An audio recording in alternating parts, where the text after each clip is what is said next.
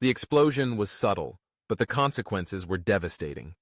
In April 2015, Bulgarian arms dealer Emilian Gebrev sat down for dinner at a restaurant in Sofia, unaware that he had just become the latest target of the GRU. Within hours, he fell violently ill, vomiting, hallucinating, and slipping into a coma. His son and a senior executive from his company also suffered the same mysterious symptoms. It was clear that this was no ordinary poisoning. It was an assassination attempt, carefully orchestrated by Russia's military intelligence agency. Gebrev had one thing in common with other Kremlin targets. He was supplying weapons to Ukraine, arming Kiev's forces in their fight against Russian-backed separatists in the Donbass War. The GRU had been tracking him for months. His company, EMCO, was one of the key suppliers of ammunition to Ukraine's military, particularly Soviet-era weapons still in use by Ukrainian forces. For Moscow, this made him an enemy. The attack bore all the hallmarks of GRU Unit 29155, the same elite sabotage and assassination team that had been involved in destabilization missions across Europe. Investigators later uncovered that a Russian operative using the alias Sergei Fedotov had arrived in Bulgaria just days before the poisoning. His real name? Denis Sergeyev, a GRU officer who would later be linked to the 2018 Novichok poisoning of Sergei Skripal in the UK. Gebrev's poisoning had been meticulously planned.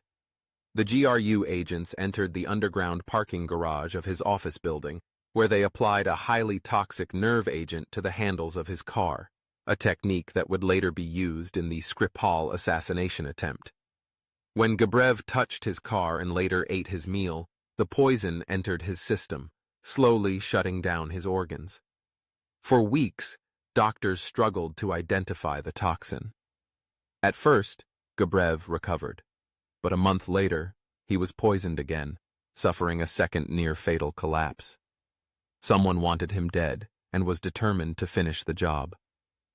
It wasn't until 2019, 4 years after the attack, that investigators linked his poisoning to the same type of nerve agent used in Russian state-sponsored assassinations. Bulgarian authorities, working with Western intelligence agencies, uncovered direct evidence of GRU involvement. Surveillance footage placed GRU officers in Sofia at the time of the poisoning, and phone records linked them to Moscow's intelligence headquarters. Yet, despite overwhelming proof, Russia denied any role in the attack, dismissing it as Russophobic hysteria. The attempted murder of Emilian Gebrev wasn't just an isolated hit. It was part of a broader GRU strategy to eliminate arms dealers supplying Ukraine, crippling Kiev's ability to fight back against Russian aggression. In 2014 and 2015, a series of mysterious explosions destroyed weapons depots in the Czech Republic, Bulgaria, and Ukraine, each linked to GRU sabotage missions. The pattern was clear. Russia was waging a silent war, eliminating threats before they could become too powerful. Even after surviving the assassination attempt, Gebrev remained a marked man. His business suffered, his contracts were scrutinized, and Russian operatives continued to monitor his movements. He was never supposed to survive, but his survival exposed one of the GRU's deadliest tactics. The poisoning of Emilian Gebrev revealed the GRU's willingness to conduct covert assassinations far beyond Russia's borders, using deadly nerve agents to silence anyone who stood in their way. It was a warning to others.